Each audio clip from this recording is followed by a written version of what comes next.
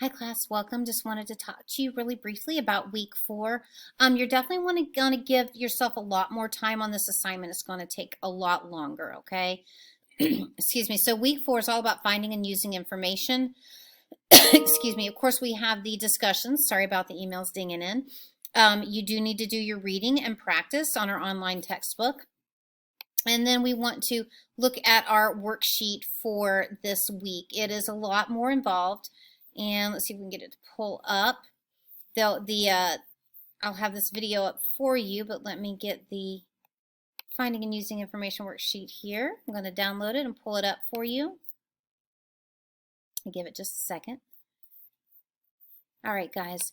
So looking at this, as you can see, you are going to choose one of the following topics for an assignment. It really doesn't matter what topic you choose, except I would tell you things like well, obesity. I would steer clear of things like the Affordable Care Act. It gets too crazy with the information that you're getting. So try not to go after things that are very, very debatable. Obesity is probably not debatable. It's a health issue, right? Like things like career exploration, way too broad. Renewable energy might work. Social media, that might work. Online predators, cyberbullying, those kinds of things are going to be easy to find.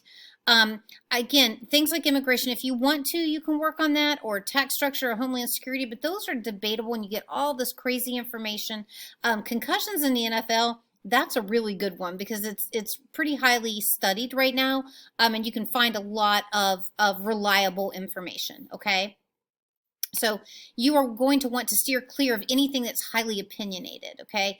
The idea of this is not to go find one that's crummy and one that's good. You want two really good sources. So they're given an example. If they chose the topic of social media, this is the title of their platform. Remember, you're using the school's library. You're not just finding some random thing. You're going to want to go into the University of Phoenix's library to find this, and you're going to want to search for things like peer-reviewed articles, okay? So this is the title of it. Facebook is a platform of social interactions for meaningful learning.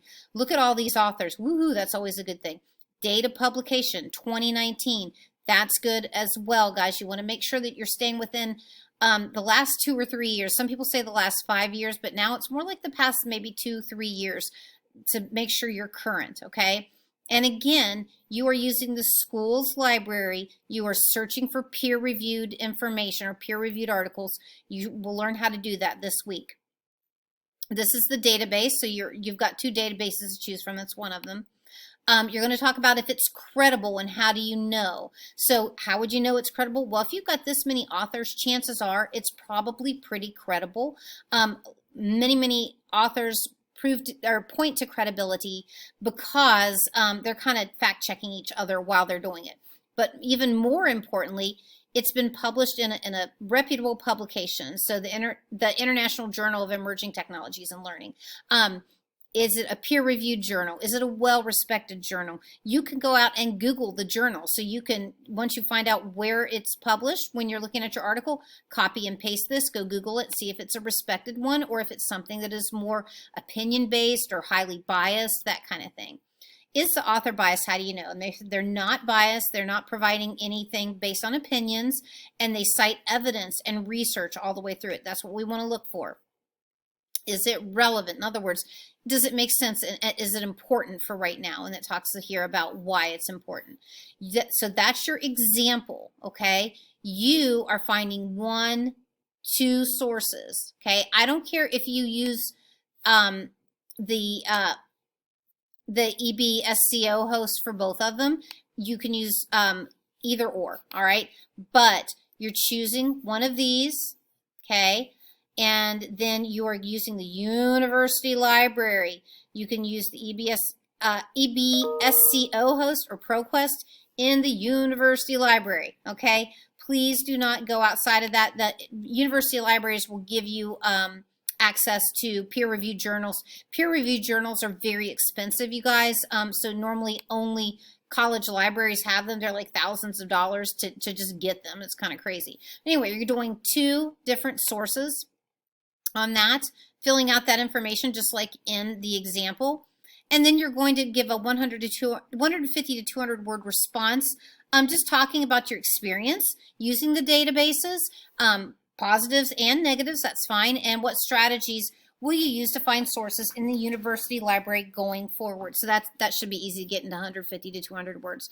All right, guys, but this is going to take you quite a bit of time. I would set aside several hours for this because it is, you know, it's a little more involved. You are going to be spending a lot more time looking through the library. It's going to take a little bit to go through all of your sources, everything. Once you pull it up and you look for it, it's going to take a while to look through those things and say, is this something I actually want to read? Does this really have to do with what I'm looking for? So it's going to take you a good little while. Give yourself at least 3 hours.